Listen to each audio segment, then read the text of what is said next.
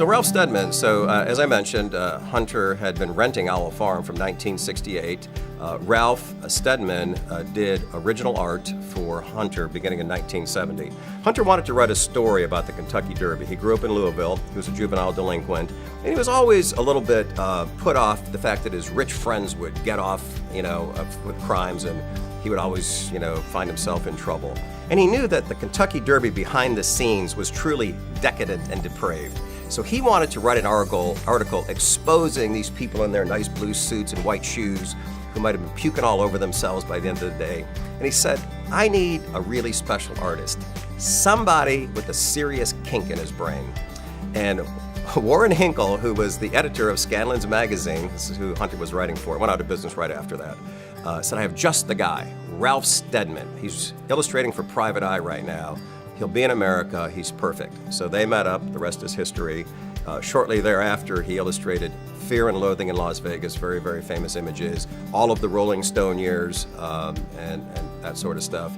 And we sort of knew Ralph. He would come to Woody Creek to visit Hunter, and we asked Hunter if he would ask Ralph if he would do some art for us, some original art. We viewed beer as liquid art in a bottle, and we wanted to have original art on the labels.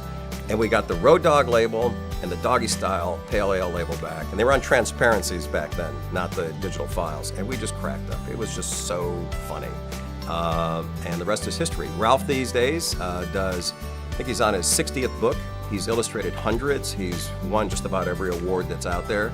I think he's got a new book coming out. We just had a fantastic birthday party for him at his local pub, Checkers. A little interesting story behind Checkers. It's spelled Chequers, Checkers with a Q. And I mentioned to some people here that I'm having Ralph's birthday party at Checkers.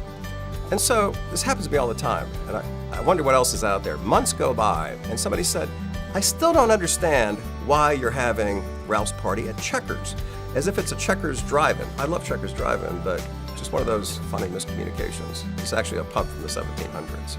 So these days, Ralph does his own books. I haven't counted them up. He's probably on his 50th label. We just received a new one from him.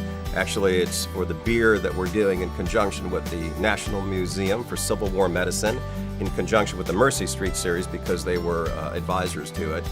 Hugely successful. The first one was called Sawbones. The next one is Dragon Lady. And then we'll probably have 4 or 5 more labels for Ralph this year. He rarely does exhibitions. He did one 3 years ago that we helped sponsor right next to near the London School of Economics. This year, the Society of Illustrators in New York City will have 150 of his original works. From there, it looks like it's going to Art Basel. He's brilliant. He is a true artist in the sense that if you go to Ralph and say, Ralph, I would like this, I would like it just like this, he would say, well, it seems like you know just what you want. Why don't you have somebody draw it for you? Ralph likes to be as surprised by the end result as we are. And we're like little kids at Christmas when we get it. You open up the file and it just delights and shocks us, and it's interesting. And Ralph is such a good person. His art is so crazy. But I asked him one time, Ralph, what are your dreams like? He said, I don't really dream. Everything's like out on paper for the day. But he hates bullies, he hates injustice, he hates the atrocities of war. And Jan Wenner, the founder of Rolling Stone, as you may know if you've seen the movie For No Good Reason, a 50-year retrospective on his life that took 15 years to make.